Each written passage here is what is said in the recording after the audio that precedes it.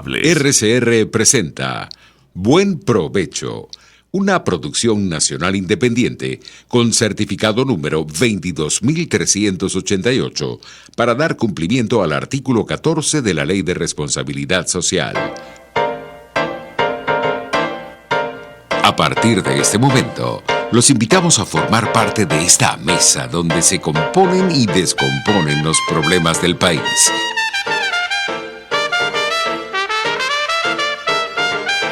RCR presenta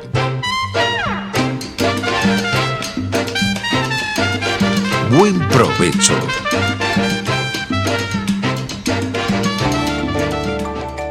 Psicología y ciudadanía. Con la psicóloga Marisol Ramírez. Buenas tardes, estimada audiencia. Aquí de nuevo, como todos los jueves, con mucho entusiasmo de poderme reunir con ustedes en este momento del día donde es importante hacer una pausa. Para continuar.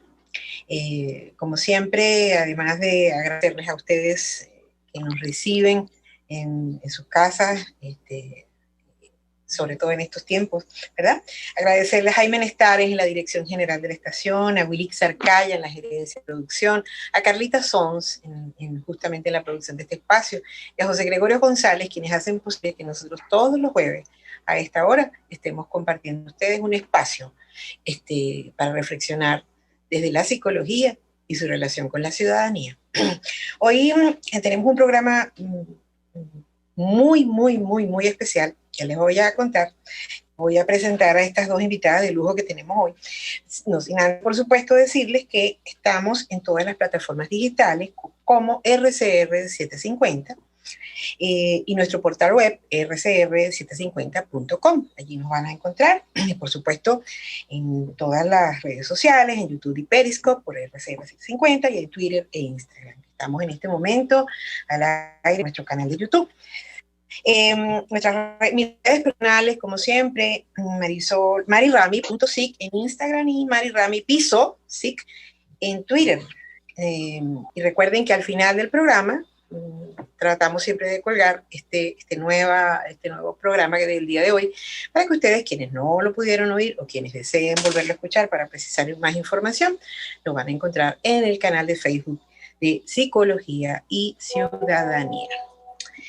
Pues les decía al principio que hoy es un programa muy especial para mí, porque no siempre es posible reunirnos tres visiones, tres maneras de mirar desde la psicología. Sobre todo porque, como ustedes saben, aquí nosotros siempre tratamos de mostrarles a ustedes cómo desde la psicología, ¿verdad? Estos temas relacionados con la ciudadanía, cómo se integran, cómo se acoplan, qué nos dicen. Por aquello de que estamos transitando un espacio interesante en esto de construir todos los días una manera, o por lo menos un rediseño de nuestra vida que nos permita sentirnos, con más en control y más acorde con nosotros. Les decía que el título de hoy, como esto de impacto emocional, psicosocial, de todas las violaciones de derechos humanos, tanto en lo individual, en la comunidad. Y derechos humanos, este es un tema de esta semana muy importante. Ayer recientemente vimos y toda la gente comprometida con este tema, pues lo ha estado conversando, ¿no? Este informe de Naciones Unidas que nos confirma situaciones bien difíciles que ya vamos a precisar con estas invitadas. Yo no quiero de ninguna manera quitarle un solo segundo a ninguna de las dos.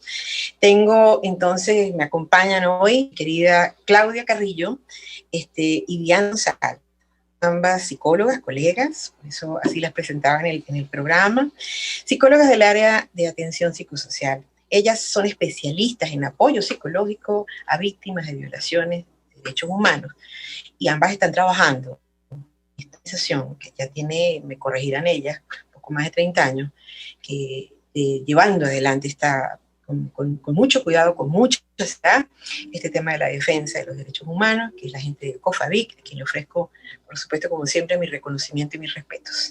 Bienvenida, Claudia, y bienvenida, Ana. Gracias, Marisol, por esta oportunidad que nos das. Hola, feliz tarde. Muchísimas gracias. Feliz tarde. Qué bueno, y buen provecho a los que están ahora comiendo y almorzando. Muy importante, mi querida Claudita, muy importante. De verdad que para mí es un inmenso gusto y lujo poder escucharlas, conversar con ustedes acerca de este tema, porque fíjense, cuando preparábamos este programa, vamos a contarle esta infidencia a nuestra audiencia. Cuando preparábamos este programa, pensábamos un poquito que en de las tres, obviamente, aquí hay, caramba, momentos distintos, ¿verdad? Hay épocas diferentes, incluso escuelas de formación o especialidades diferentes para todas tres. Y sin embargo, todas coincidíamos en que, caramba, a mí no me formaron yo no vi, por ejemplo, todo lo que tiene que ver con el manejo de los primeros auxilios psicológicos, el duelo, la crisis, eran particularidades, ¿no? Que quizás como en el tema de las electivas, que era en mi caso, pues a lo mejor uno se podía acercar. Pero en aquellos tiempos, no voy a precisar los tiempos para evitar cálculos, ¿verdad? Innecesario en este momento, sobre todo de edad, en aquellos tiempos la verdad es que nunca imaginábamos. Yo creo que la gente que más estaba a cargo de nuestra formación tampoco imaginaba que nosotros en Venezuela íbamos a vivir cosas con las que estamos viviendo hace ya más de estos 4 años que tenemos emergencia humanitaria cumplida. Entonces, en este marco, querida audiencia, Claudia, Diana y yo mirábamos la pertinencia que pudieran contar como especialistas del área y además en el psicológico, cómo ha sido para ellas, en su experiencia personal y por supuesto dentro de esta importante organización, el incorporar todo lo que tiene que ver con el área psicológico a víctimas de violaciones de derechos humanos. ¿Cómo ha sido ese proceso desde ustedes? Me parece importante escucharlas. Hola. Sí, no, realmente ha sido una experiencia bastante gratificante y una experiencia de aprendizaje continuo. Ciertamente, cuando nos graduamos o cuando estudiamos psicología, hacemos énfasis en otro tipo de temas, de modelos. Sin embargo, algunas escuelas tienen algunas aproximaciones a través de pensum asociados a la psicología social comunitaria, a lo que implica la clínica psicosocial, en algunos casos, el área ahora de intervención en crisis, de psicología positiva. Existen muchas corrientes que confluyen y que tienen y pudieran dar un aporte importante en todo el tema de el reconocimiento o el abordaje a temas relacionados con violencia y el impacto que traen las personas y también en los grupos. El trabajo en derechos humanos y psicología como antecedentes viene dado incluso desde la Primera y Segunda Guerra Mundial, cuando se evalúa el tema del trauma, el ejercicio del poder sobre el tejido social, básicamente, ¿no? Y uno de los desafíos más grandes que tenemos como psicólogos es poder contribuir y ver cómo se achica esa brecha entre lo jurídico y la realidad de la gente, ¿no? Que son temas tan importantes y que están marcados en el desarrollo de la personalidad de cualquier individuo, el tema de la norma, el cómo incorpora su ejercicio de ciudadanía, cuál es su rol dentro de un contexto. Son reflexiones, son ámbitos de trabajo que para el psicólogo son muy importantes y que también confluyen en este proceso. Pero uno de los aspectos más duros que yo te puedo contar en mi experiencia es el abordaje al tema de la violencia, cuando un otro daña a un otro. Ese impacto que tiene de manera directa en quien recibe, digamos, la violencia, pero también en quien la rodea, ¿no? Todos esos mensajes explícitos que tiene el ejercicio del poder. Yo venía de trabajar y de incorporar elementos y diseñar, digamos, programas de salud mental más asociados al tema de desastre, catástrofes naturales, pero al aproximarme a este tema de catástrofes colectivas, de violencia sociopolítica, ha sido todo un descubrimiento, un compromiso social muy importante que ha requerido, y especialmente porque uno trabaja con temas asociados a su país, ¿no? A sus dinámicas, son tu gente, son tus compatriotas, y moviliza muchísimo moviliza muchísimo, pero sobre todo despierta un compromiso social importante y creo que en ese sentido Venezuela tiene una comunidad de psicólogos y psicólogas muy comprometidos y con muchas ganas de poder aportar cosas a este contexto para poder despolarizar, para poder centrarnos en los efectos que todos estos últimos años que no vienen de 10 años para acá, digamos. Si revisamos la historia de Venezuela, está cargada de muchos eventos importantes, de hitos importantes asociados a violencia, violaciones graves a los derechos humanos. Eso pareciera como que está ajeno a la historia de la persona, y no es así. Ciertamente los contextos políticos e históricos tienen un impacto en nosotros, en nuestro desarrollo personal, en nuestro desarrollo profesional. Por lo tanto, quisiera más bien aterrizar en que ciertamente es un desafío en este momento poder desarrollar nuestra práctica psicológica con rigurosidad, con ejercicio técnico y con compromiso social. No sé si Diana... Qué importante lo que mencionas, mi querida Claudia, porque sin duda, si tenemos conciencia que la historia personal nos marca, la historia del colectivo también, evidentemente, nos marca. Mi querida Diana, quisiéramos también escucharte un poquito cómo ha sido esto para ti, tú, bueno, en tu ejercicio como psicóloga y tu formación. Sí, claro que sí. Bueno, muchísimas gracias en principio por la invitación, Marisol. Y siempre estos espacios son para nosotros realmente altamente valorados porque es la posibilidad de contar qué es lo que estamos haciendo. No solamente, bueno, en esta oportunidad porque somos parte de un colectivo de mucha trayectoria en el área de la defensa y la promoción de los derechos humanos como es COFAVIC, sino de manera más general en este ámbito de los derechos humanos, ¿no? Y cómo hacemos esa conexión también entre derechos humanos y psicología, ¿no? Y bueno, yo creo que al igual que Claudia, mi experiencia personal realmente ha sido de mucha satisfacción, porque es la posibilidad de hacer ese ejercicio de acompañamiento, ¿sí? A población que está realmente pasando por situaciones muy complejas, situaciones difíciles, situaciones límites que evidentemente tienen que ver con historias de violencia, pero que también tienen la posibilidad de resurgir, ¿no? De transformar también ese dolor y ese sufrimiento en una vida con significado y con propósito, ¿no? Como lo decía el doctor Frank. Así que bueno, sí, realmente ha sido también un largo camino. Yo estoy vinculada a esta área de atención a víctimas de violaciones de derechos humanos ya superando quizás los 18 años, y ha sido un camino también de aprendizaje, ¿no? Como dice Claudia, de aprendizaje continuo, de descubrimiento, de comprensión también, y yo creo que esto es un enlace que también a nosotros, los profesionales de la psicología, también no podemos perder de vista, y es el ver la historia del otro desde distintas dimensiones, ¿no?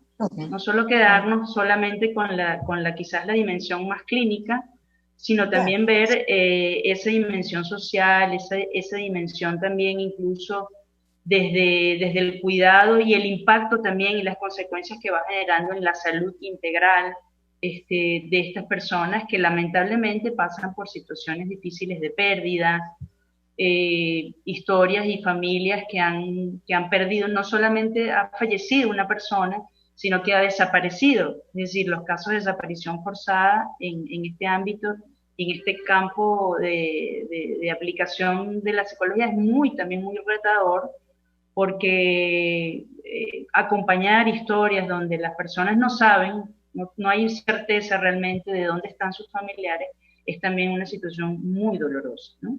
Entonces, bueno, sí, es de retos constantes, ¿no? Así es. Escuchar a Ana y escuchar a Claudia me permite evocar incluso momentos anteriores en mi vida, donde de alguna manera siempre pensaba que el psicólogo, la labor del psicólogo tenía una importante, digamos, voz fuera del consultorio. Y lo que cuando las escucho a ustedes coincido en aquella visión de algún momento donde bueno, por supuesto, el sufrimiento individual, la historia de la persona, todo lo que ustedes han dicho, yo no tengo mejores palabras para decirlo, pero es tremendamente valioso y hay que atenderlo, ¿no? El sufrimiento como tal. Pero entender que nosotros como profesionales tenemos una labor todavía mucho más amplia que tiene que ver con esto de poder comprender cómo lo individual y lo social se relaciona y cómo además este sufrimiento colectivo también nos marca como personas y como sociedades, y qué hacer con eso tiene muchísimo valor. Entonces, por eso era que yo le decía a nuestra audiencia de hoy que este era un programa sin duda inédito, para mí una oportunidad maravillosa de poder compartir estas reflexiones con dos mujeres a quienes yo admiro mucho por el trabajo que están haciendo, así que eso es tremendamente importante para mí. Va a ser importante seguir avanzando en esta conversa sabrosa con ustedes sobre un tema muy difícil, sin duda. Entendiendo que COFAVIC es esta organización de viva voz, con esta trayectoria tan importante, tan larga y tan además valiosa en esta materia de la defensa. Y Claudia decía cómo acortar esta distancia entre lo jurídico, que a veces parece muy duro, normático, donde pareciera no haber otros colores, sino blanco o negro, ¿sí? Y la psicología. Es que nosotros, como profesionales de la salud mental, tendríamos la ocasión de poder integrar y poder mirar, inclusive con otros ojos, todas estas realidades. Entonces, parecería interesante escucharlas a ustedes acerca de cómo es esa imagen, ese acortamiento entre lo jurídico y lo psicológico, ¿verdad? Esa visión psicojurídica que ustedes manejan con tanta destreza y que de alguna manera ha sido tan útil en estos años. A ver.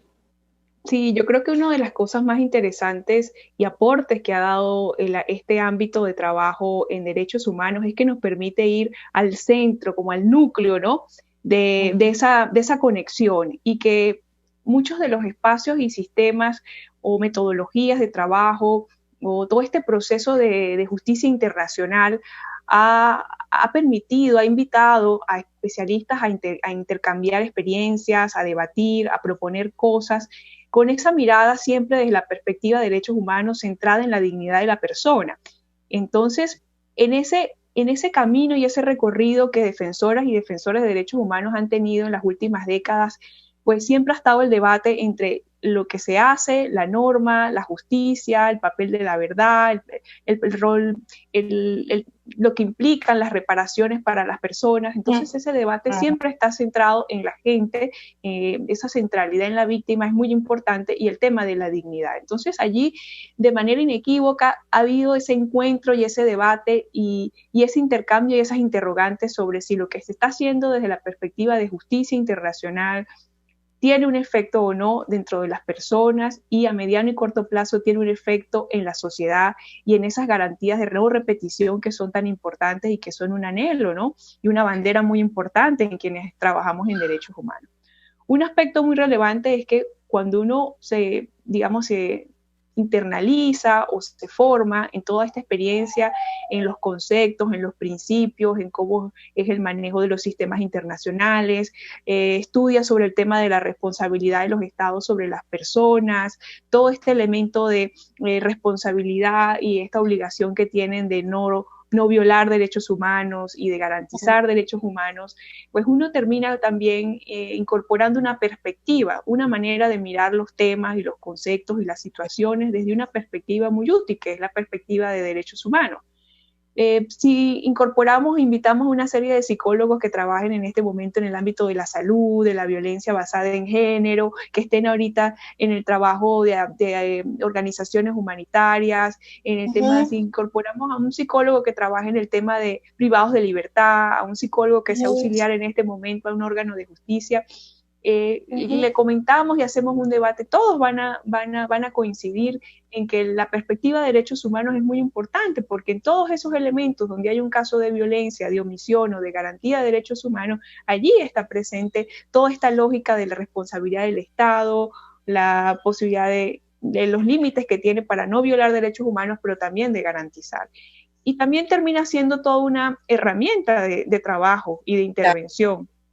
El poder también contribuir a que con la víctima o con las personas o con la misma, con la misma sociedad podamos reflexionar sobre la importancia que esto tiene para el desarrollo de la personalidad, en el punto de vista político, histórico, económico. Entonces, yo lo veo como dos elementos, un elemento importante para comprender el entorno, pero también como una herramienta que permite despolarizar y que debemos emplearla también para poder construir ciudadanos y contribuir a que esta resignificación que tienen las personas sobre lo que viven, la violencia institucional, la violencia, digamos, a nivel de pareja o a nivel intrafamiliar, puedan resignificar no solamente desde el ámbito personal o de su historia, sino también cuál es la responsabilidad que tienen las instituciones y el Estado en protección, en garantía de derechos.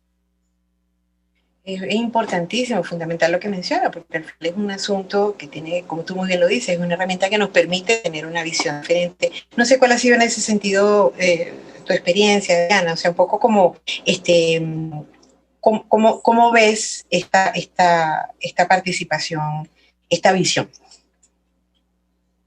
Sí, yo creo que, bueno, el enfoque psicojurídico, yo creo que una de los elementos centrales que además son realmente muy importantes y relevantes, yo creo que tiene que ver con la posibilidad de que el enfoque y el acompañamiento que se dé en procesos de litigio y todo lo que eso implica en la búsqueda de la verdad, la justicia y la reparación, en primer lugar le permite entender a la víctima y comprender lo que ha pasado en sus casos particulares. Es decir, hay una posibilidad también de ver que hay una responsabilidad, como lo dice Claudia, en este caso del Estado, y que no se trata de un evento casual, es decir, no se trata de un hecho puntual. Ah, bueno, llegó este funcionario público, funcionario en este caso de los cuerpos de seguridad, llegaron a mi casa, al barrio, y me matan al muchacho, ¿no? Y en el camino también se va encontrando también con otras víctimas, se van juntando elementos que le permiten a la víctima como tal comprender lo que está pasando, ¿no? Y que no se trata de un evento casual, sino que responde también a toda una política, que responde a una práctica sistemática y que por tanto entonces la persona tiene derecho a, ¿no? Es decir, entenderse también como sujeto de derecho. Y ese proceso de búsqueda, verdad, justicia y reparación, que digamos son las metas centrales y a donde también se enfoca toda esta perspectiva de trabajo psicojurídica, bueno, va permitiendo también de alguna manera ir sanando las heridas que ha producido la violencia de Estado, ¿no? Qué importante eso que también mencionas, Diana, porque un poco para mostrarle a la audiencia, esto es una herramienta, como decía Claudia, que permite desculpabilizar, que permite de alguna manera sacar ese fenómeno de la visión exclusivamente individual y verme quizá yo como no solamente víctima, sino ¿Qué habrá pasado? ¿Qué habrá ocurrido? Para entender, como tú muy bien dijiste, que esto posiblemente ponde a políticas, sin duda, muy claras, ¿no? Del Estado, de las instituciones, donde la protección empieza a ser una gran interrogante. ¿Protección a qué? ¿A quién? Eso siento que es una manera de ilustrar esto de cómo esta herramienta que tiene que ver con la perspectiva, el enfoque de derechos humanos nos permite, ¿no? A nosotros los psicólogos mostrar esto de alguna manera. A mí me parece interesante y las quiero invitar como que, fíjense, ahora brevemente tenemos que hacer un corte, pero me parece interesante invitarlas a ambas a que imaginemos, ¿verdad?, que podemos contarle a la audiencia de manera muy breve, quizás con ejemplos, cómo ustedes, ¿verdad?, a lo largo de su trayectoria en COFAVIC, ustedes han podido lograr este proceso de acompañamiento. ¿En qué consiste en concreto esta acción, esta herramienta? ¿Cómo se traduce ante la situación que vive una madre, familia, en una comunidad, de una violación concreta, la cual ha ocurrido. Entonces, ¿qué pasa allí? ¿Sí? Desde el momento en que la víctima ocurre el hecho que viola esa dignidad humana y que sencillamente pone en riesgo a la familia, a la comunidad, hasta este concepto tan importante como es este proceso de adaptación, lo que significa la persona y la comunidad que lo pueda entender, y está inclusive hablar de estas garantías de no repetición, ¿no? Pasando por una serie de conceptos que nosotras como psicólogas sabemos que es importante. Entonces, no sé, el que podamos ilustrarle a la audiencia a la vuelta del corte, ¿cómo lo hacen? ¿Qué ocurre? ¿Qué es que podemos de alguna manera? ¿Les parece? Buenísimo. Entonces, ustedes, de audiencia, no se muevan de ahí. Ya regresamos con Diana González y Claudia Carrillo, dos colegas, dos psicólogas que están haciendo un trabajo emblemático en COVID. Ya volvemos. Usted escucha Buen Provecho por rcr.tv, la radio que se ve. Sintonícenos a través de Periscope, @RCR750, la radio que se ve. En Global Therapy seguimos comprometidos con tu rehabilitación física, te ayudamos a recuperarte de tu postoperatorio y en el alivio del dolor. Búscanos en el Centro Comercial Multiplaza Paraíso Nivel Empresarial 2 a través de Twitter e Instagram o llámanos al 0412-256-1104. Y no olvides lavarte las manos con agua y jabón y cumplir con el distanciamiento social. Global Therapy y despídete del dolor.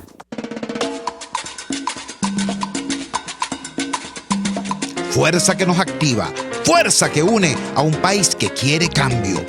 Mi nombre es Chuo Torrealba y estoy contigo desde las 5:30 de la mañana para que te enteres de todo lo que acontece dentro y fuera de un país en crisis, un país que quiere cambio y libertad. Unidad, la fuerza es la unión, de lunes a viernes desde las 5:30 de la mañana con Chuo Torrealba, solo por RCR, porque lo bueno une.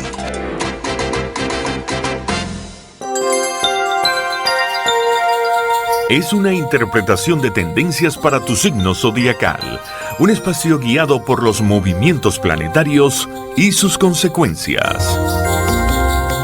Acompaña a nuestros astrólogos a descubrir lo que le deparan los astros signo por signo.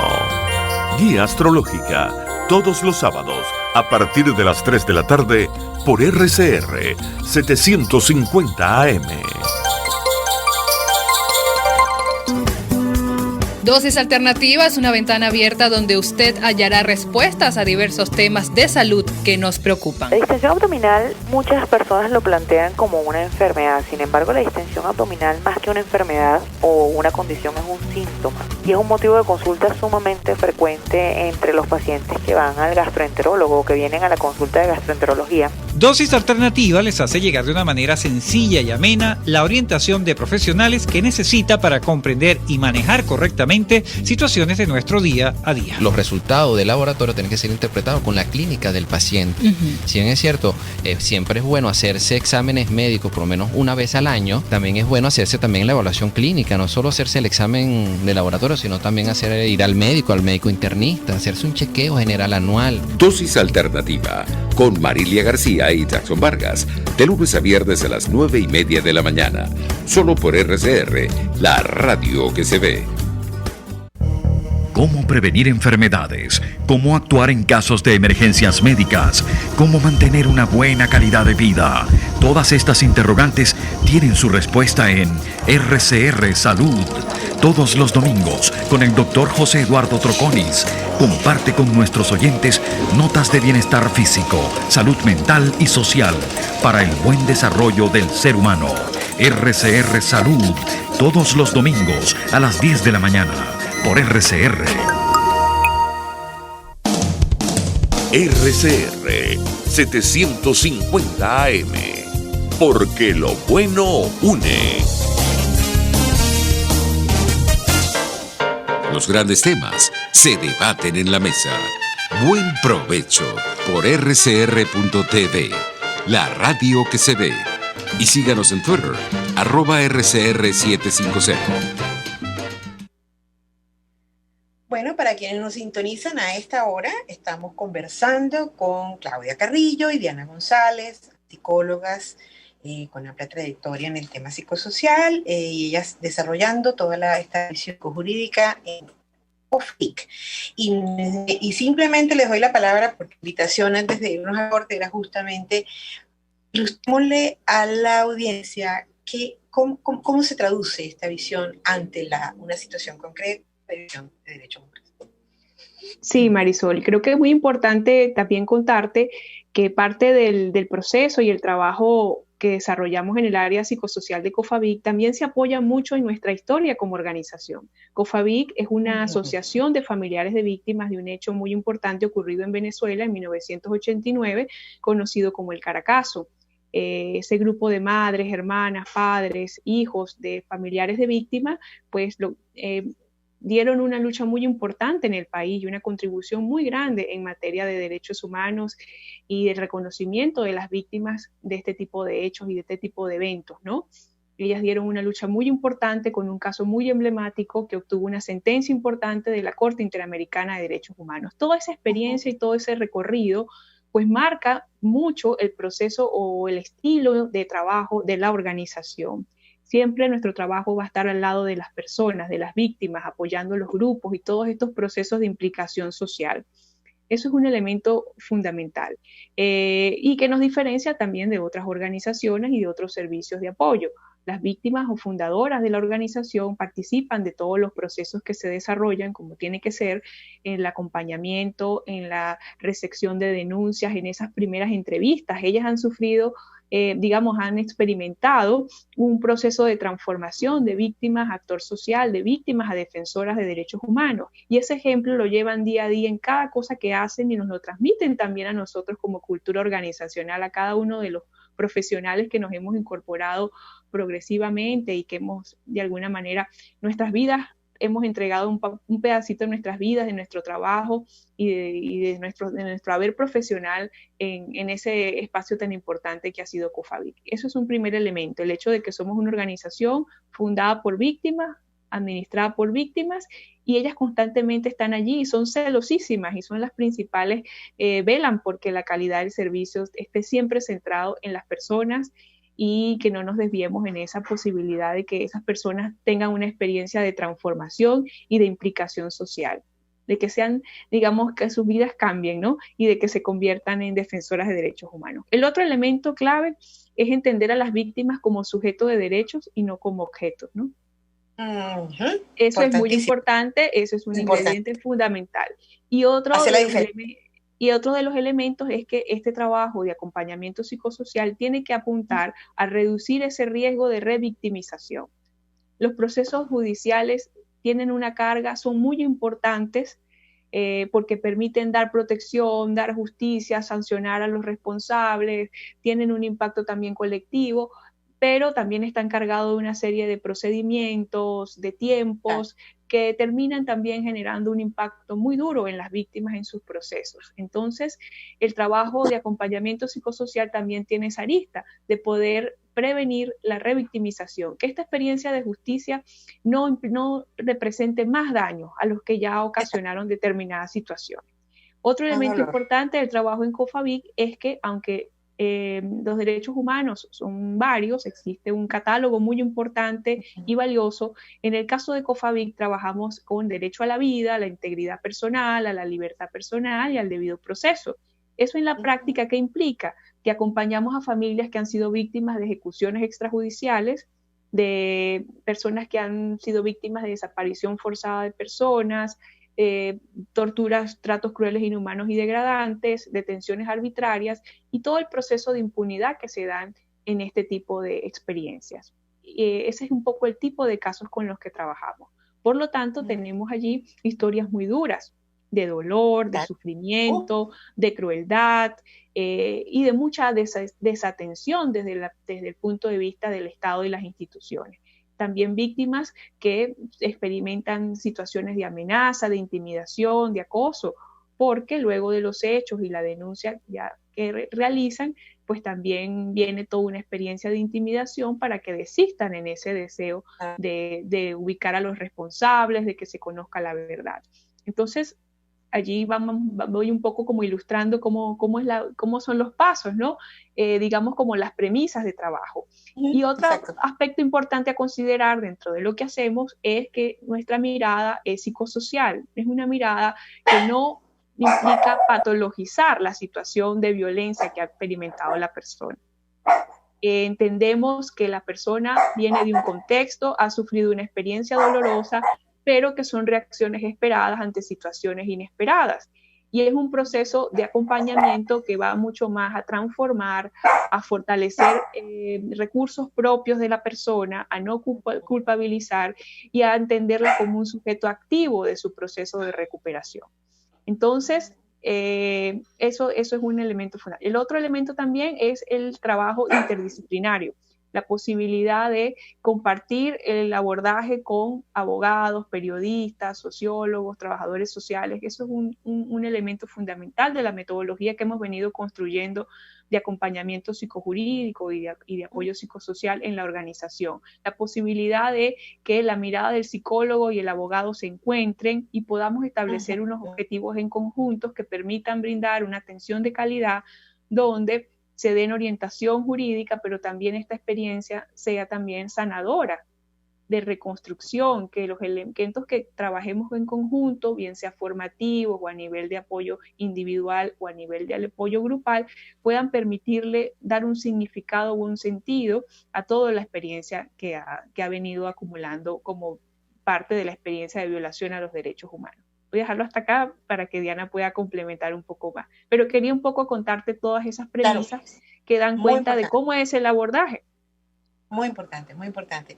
En ese sentido, vamos a escuchar a Diana, pero para mí yo quiero compartir, reconocerles además públicamente que esa dupla de ustedes entre la acción jurídica y ustedes como psicólogos, yo reconozco, por eso digo, quiero reconocerlo públicamente, el que hay quien no sabe, quien pudiera no saber que tú eres psicólogo y que a lo mejor estás actuando con un abogado, era casi pensar que son dos profesionales de la misma que me están acompañando a mí como víctima, que me están acompañando a mí en este proceso donde yo tengo derecho como mujer, derecho como persona a exigir justicia. Y eso ha sido para mí en el acercamiento con ustedes como organización una de las cosas más valiosas que yo siento de este ejercicio, ¿no?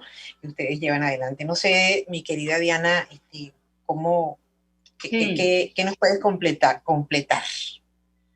Sí, bueno, como lo decía Claudia, bueno, desde COFAVIT se han dispuesto como dos importantes procesos de apoyo, ¿no? Por un lado está el enfoque del litigio psicojurídico del que ya hemos conversado, pero por otra parte está también todo el tema de la asistencia psicosocial, tanto individual como grupal, ¿no? Ahora, ¿cuáles son, para de manera resumida contarles cuáles son los objetivos de esa atención psicosocial entonces? Bueno, por un lado todo el tema de restablecer la seguridad de las víctimas, reconstruir junto a la víctima pues su historia de violencia, pero también de afectación, es decir, del impacto y las consecuencias que ha producido en su vida ese hecho violento y ese hecho determinante. Restaurar también, lograr poder restaurar la conexión entre la víctima y su comunidad, porque una de las cosas que también hemos visto como consecuencia de las violaciones de derechos humanos es que efectivamente hay una ruptura, ¿no? Una ruptura del tejido social y de esa relación entre víctima y comunidad, ¿no? Incluso muchas veces lo que hemos encontrado es que muchas veces la comunidad rechaza a la víctima frente a ese suceso que se ha dado, ¿no? Culpabilizándolo, criticándolo, estigmatizándolo, ¿no? Y hay un proceso muy duro que la víctima en este caso vive, porque no solamente es ese fenómeno de la criminalización que sufre a partir del propio Estado y del propio aparato judicial y del sistema de administración de justicia, sino que también hay un proceso de estigmatización por parte de la propia comunidad. Y eso efectivamente va produciendo quiebres importantes. Entonces, bueno, parte también de lo que nosotros, pues, de alguna manera tratamos de desarrollar y aportar es que ese lazo, de alguna manera, pues, pueda reconstruirse. Aliviar el sufrimiento, evidentemente, emocional, reducir las reacciones que también se van produciendo a nivel físico, a nivel emocional, cognitivo, conductual, ¿no? Contribuir también a que las víctimas pues puedan hacer los ajustes necesarios a esos cambios que se derivan, ¿no? Y que se producen a partir de una pérdida o de la violencia que han experimentado, ¿no? Entonces, bueno, son parte de las cosas que desde ese acompañamiento psicosocial que hacemos, pues buscamos lograr, ¿no? Hay una cantidad, desde esa perspectiva, una cantidad de actividades, de estrategias que también hemos venido usando, desde reuniones pues puntuales individuales con las víctimas para hacer lo que sería esa atención inicial, el apoyo psicológico individual, pero también el grupal, que digamos ese espacio desde nuestro punto de vista y desde la experiencia es que realmente resulta ser muy potente, ¿no? Muy poderoso de cara al alivio del impacto, ¿no? Y de las afectaciones, y esa posibilidad de encontrarse, de mirarse, de escucharse, de llorar juntas o juntos, un poco lo que ya decía anteriormente, de entender que lo que me pasó a mí no solo me pasó a mí, sino también a ti y a otros, ¿no? Y que desde allí, desde esa experiencia, pues se puede entender y comprender mejor por lo que yo voy pasando. Entonces, el trabajo a nivel grupal, el encuentro en el espacio colectivo es muy importante y siempre promovemos que se den estos espacios, ¿no? Para trabajar el tema del duelo, de la pérdida, para ir también trabajando asuntos como que tienen que ver con el tema de los efectos que la impunidad también va produciendo. Es decir, son variadas las temáticas, pero haciendo énfasis evidentemente en la posibilidad de redimensionar, reconstruir proyectos de vida y de mirarse desde el daño, desde que haya un reconocimiento del daño para a partir de allí construir, ¿no? Construir un nuevo proyecto que le dé sentido a la vida, ¿no? También. Exactamente, es que justamente eso iba a acotar, Diana, que como tú bien mencionaste al inicio, ¿no? De tu participación, citaste al doctor Víctor Frank, y es justamente darle sentido a algo que he vivido, que hemos vivido en la comunidad, que evidentemente pareciera no el sentido, ¿no? Es una cosa que mira la vida de la persona, por supuesto de la comunidad. Entonces es encontrarle un efecto que permita la construcción de un espacio.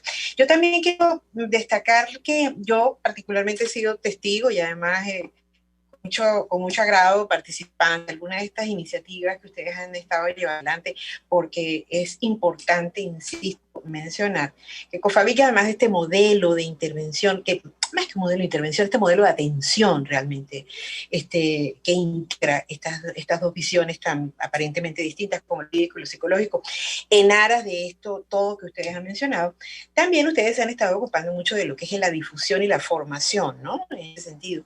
Y por eso digo, yo he sido participante, he sido testigo de estas iniciativas y me parecería interesante escucharlas a ustedes en relación a eso, ¿no? ¿Cómo ha sido esta... ¿Cuáles han sido los hallazgos en relación a esta actividad, a esta iniciativa?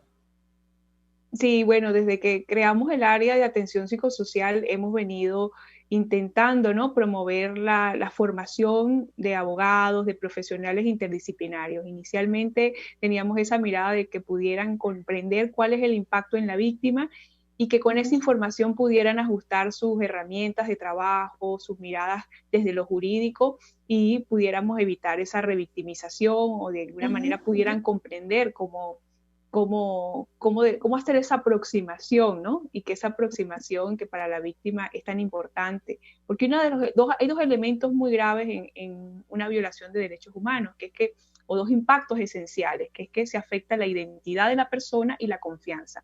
La identidad tiene que ver con todo lo que nosotros somos, pensamos, nuestra historia, lo que queremos hacer. La confianza tiene que ver con la relación con los otros.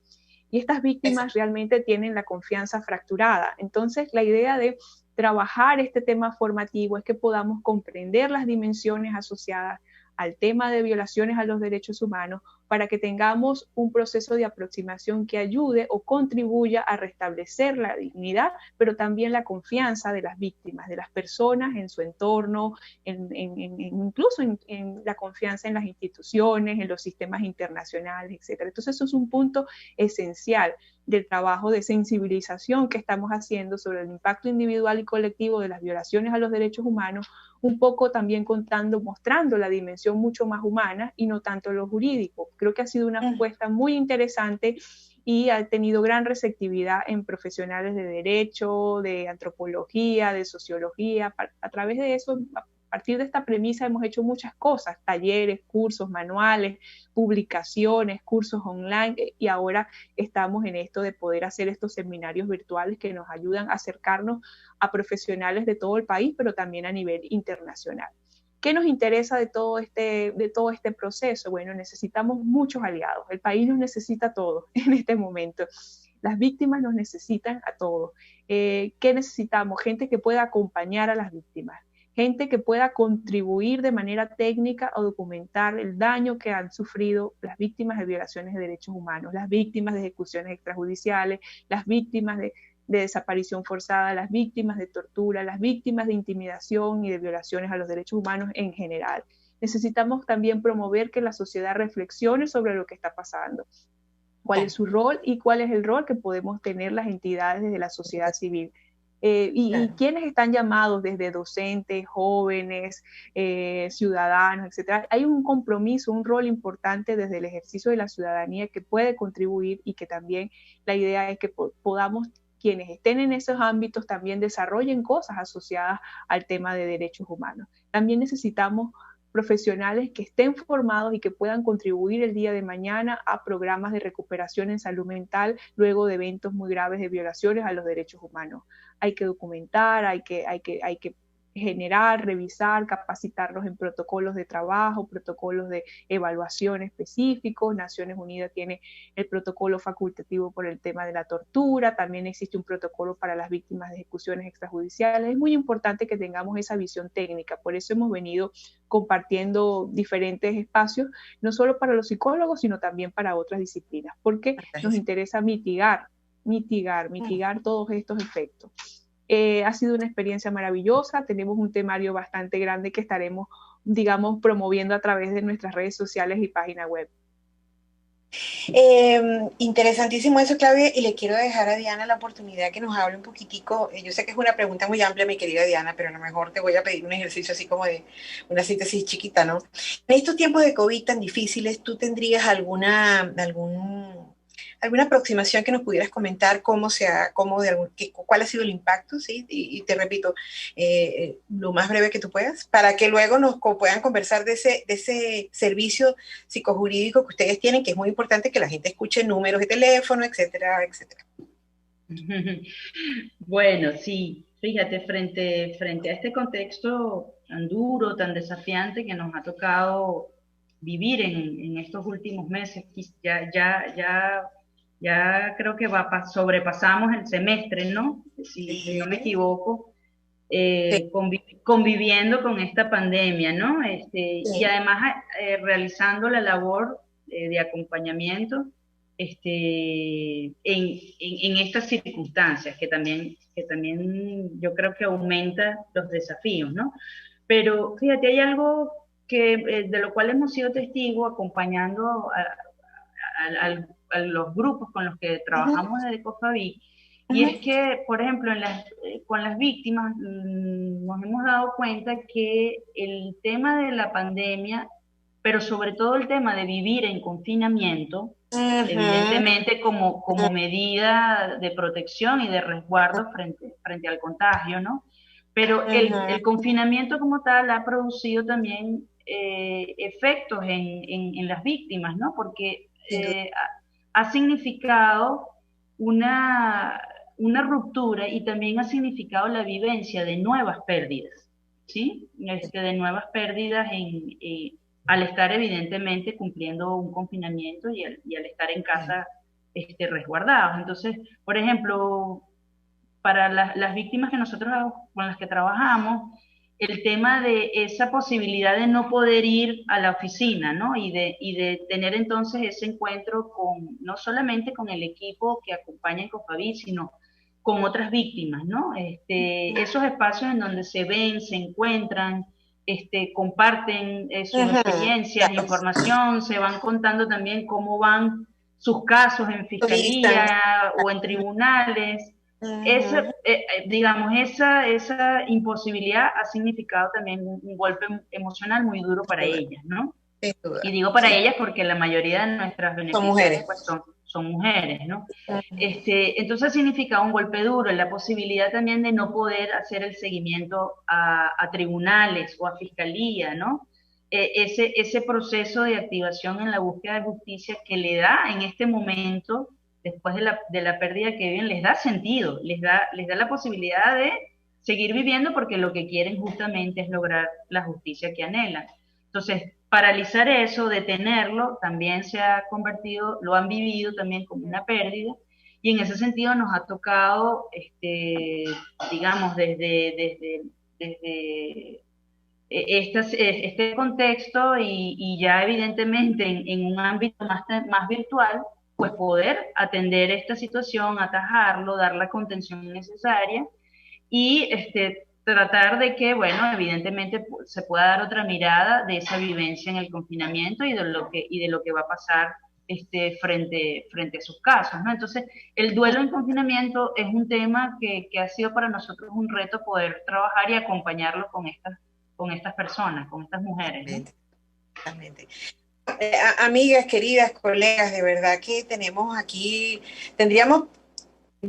tema para cuántos programas más, pero bueno, el tiempo en radio es como es, y aquí virtual también me hace enseñas. Yo quiero, en principio, por favor, alguna de las dos que mencione los datos de servicio que ustedes tienen, por favor, eso es fundamental, y ustedes sigan en nuestras redes, que ahí van a estar todos esos datos, pero por favor, ¿ustedes los pueden dar? Sí, claro, línea de atención psicojurídica, los números 0424-194-7373, 0424-270-8638.